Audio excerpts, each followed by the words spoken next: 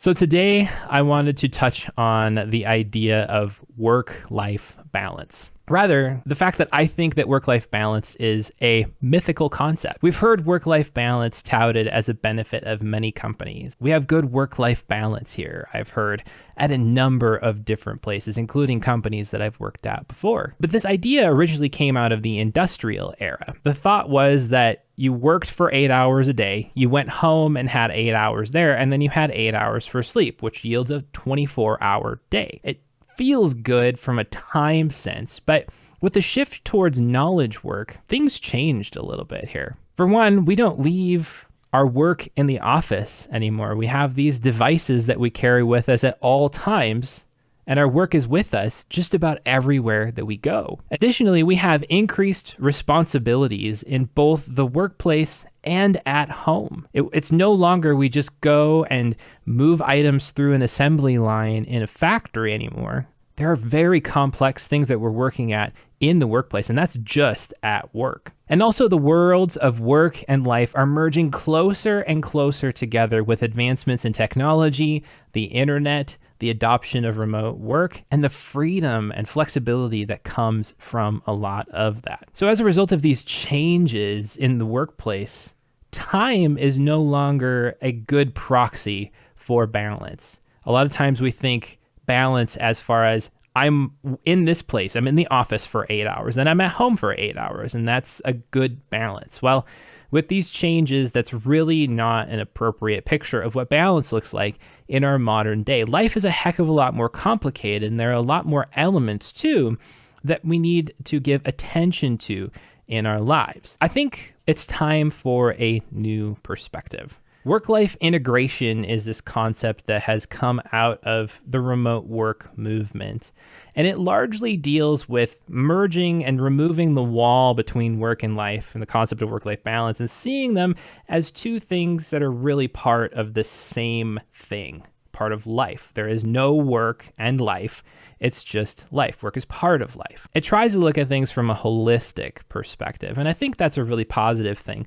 But the other key factor here is that it tends to make this distinction between work and life a little bit more fluid. The idea of work-life integration would say, well, if you've got a flexible schedule, if you're working remotely, you can work wherever you want to, then you can take an hour or two during the day to take care of your kids or to go for a walk. And these are all positive things. However, I think there are some drawbacks to this approach too. First, we need to disconnect from our work. The closer and closer that we merge work and life together, the harder it is to disconnect from our work. That's one thing that I've heard from remote workers all over the place, is that at the end of the day, they have a hard time turning off work because that line between work and life is a lot more fuzzy than it used to be. And that can lead to difficulties. Our brains need time to disconnect and rest from the things that it's been working on, the stimulation that it's been taking in. And when we don't take that, it can lead to increased buildup of stress in our lives, which can ultimately lead to burnout in the long run. I also do think that intentional use of time is still very important when it comes to our work and our lives. So instead of just flexing around and say, oh, I'm going to spend this time over here, and then I'm going to go over here and do this, and I'm going to handle this area of my life over here, which can also lead to overstimulation, if you can see a theme forming here in the midst of all of this. There's still a value for having some kind of structure in how we handle the different aspects of our lives. The other thing that I want to highlight here too is that there's more than just two components of life. It's not just work and it's not just life. There are many components to this, and it's much more nuanced than this duality that we've created. If you think of something like Zig Ziglar's Wheel of Life, there are 7 or 8 different areas of life that need our attention. If any one of those areas is flat, then our whole life is flat.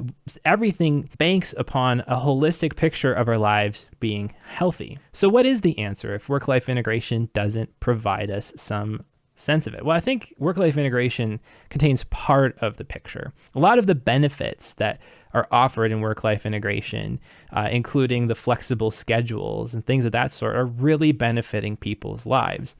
allowing people flexibility to go pick up their kids in the middle of the afternoon or to be at home for part of the day or whatever they need to do often reduces stress. There's a mix of this work-life integration idea and even like Cal Newport's emphasis on deep work and time blocking and focusing on the essentials, but doing it deeply without distraction.